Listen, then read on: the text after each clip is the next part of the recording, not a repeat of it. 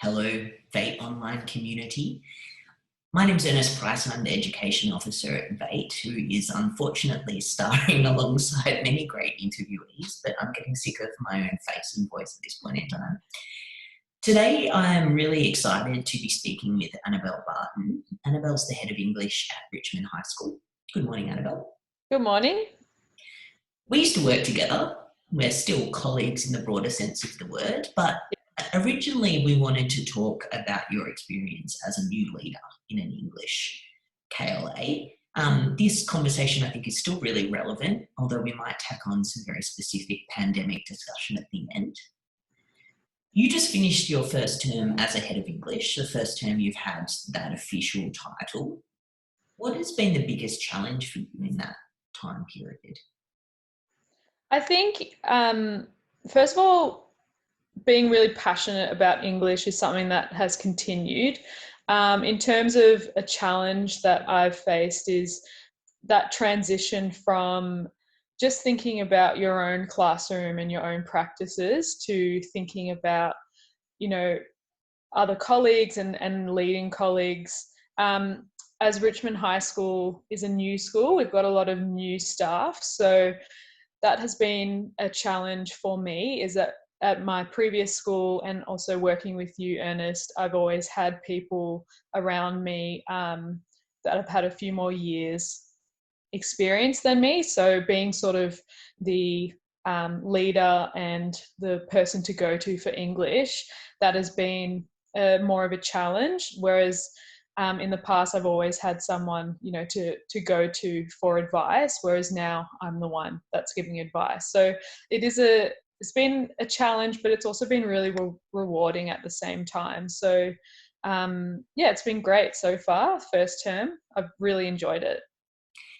Has there been anything that you feel has been sort of the highlight, or perhaps even something that's been surprising of your experience of that first term as an official leader of English?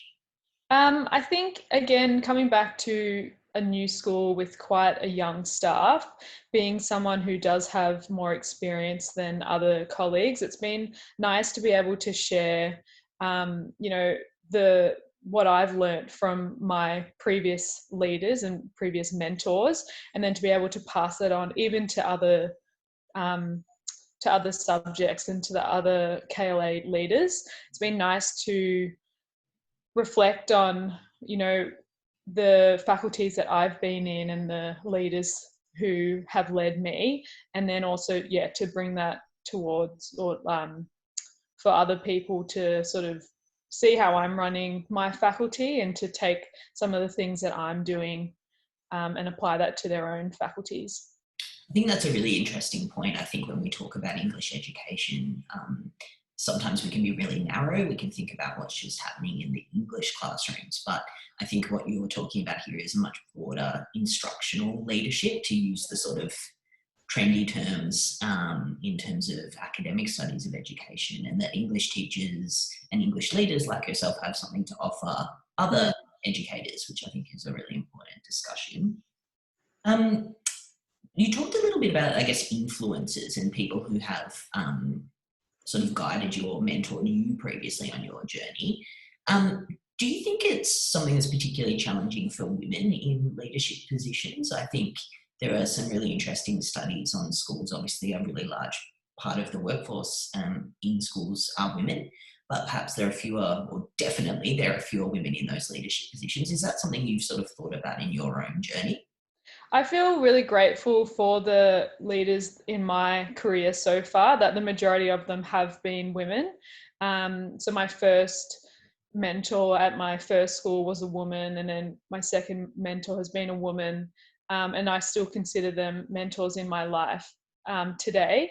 It's been really great to have women in leadership at the school. So as one of our APs, as well as an acting principal, that's been really great to see that, to see women in high positions in schools. So I feel like a lot of my experience has been influenced by women, but also I understand that, there's a lot of challenges that women face in terms of leadership, which are things that I think, you know, any woman in leadership would feel. It's definitely not different in the school setting. Yeah. I think one of the things I've seen having worked with you as well, I guess that confidence level in yourself, because whilst this is your first term as a leader with that official title, you very much took a leadership position prior to that, just in terms of your day-to-day engagement with others around you.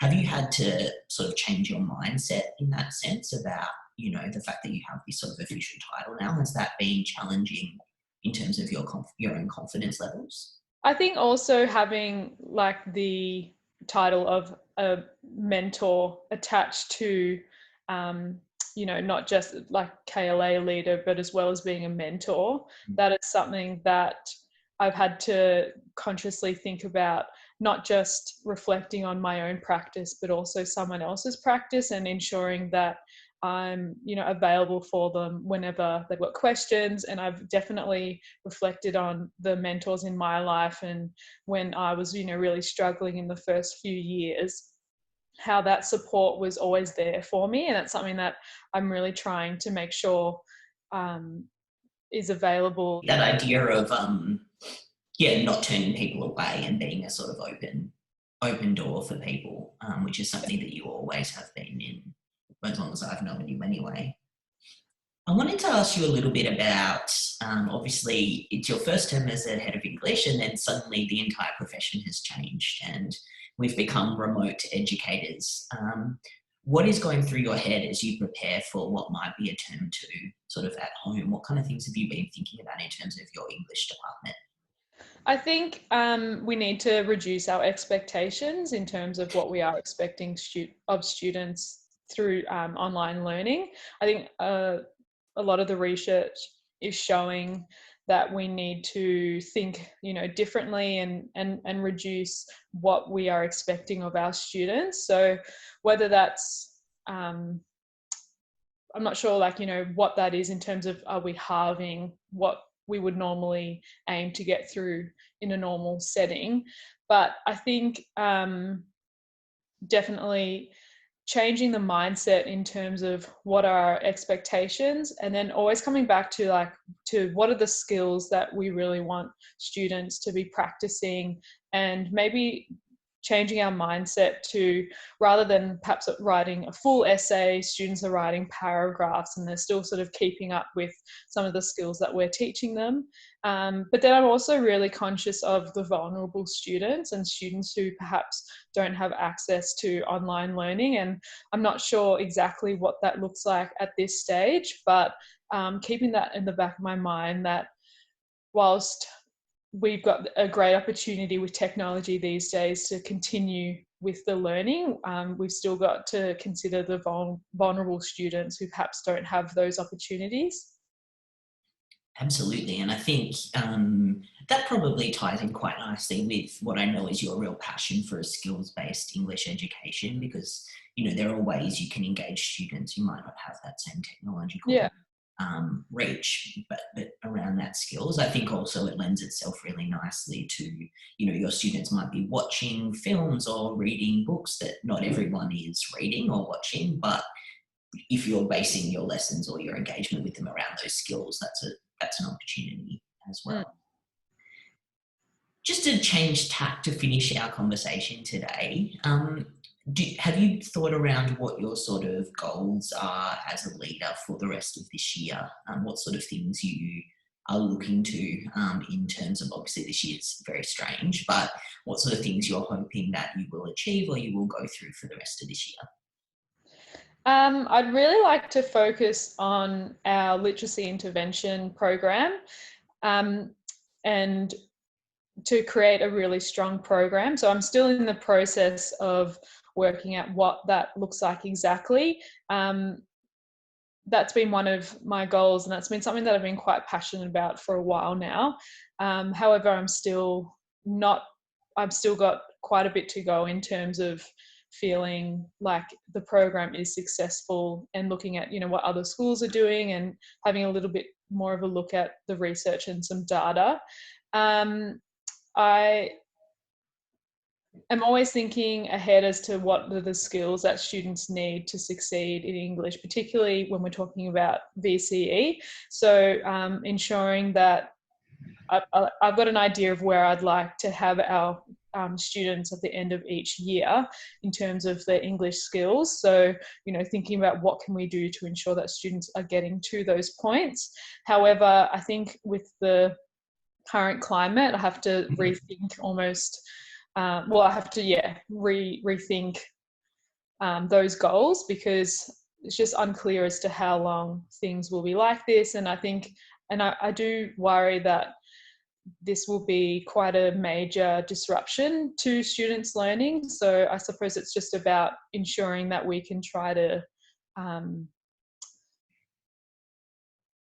guess sort of mitigate in yeah, some ways the impacts of all yeah, of this. And I think just, to go full circle back around to what you were talking about with the skills-based work, that allows you that flexibility as an educator as well to really meet students where they are, probably applies to your literacy work as well, and just continuing to monitor and engage with your students, which I know is something that you do really, really effectively in your own classroom, and I'm sure will continue to sort of scale up to the rest of the English team as well. Thank you so much for taking the time out today, Annabelle. We did a sort of outtake at the start where your cat Lenny appeared, but he's gone AWOL during our real. yeah. He's gone to the back of the house. He might be getting a little bit of fatigue, like I think many pets are at the moment. Yeah. Well, thank you so much, Annabelle, for your time today. It's really, really great to think about and reflect on the journey of the leaders in our English departments and how they make connections. And it's certainly something we want to continue to talk about at VATE over the coming weeks, months, and years. So thank you for your time today. Cool. Thanks for having me. Thanks so much.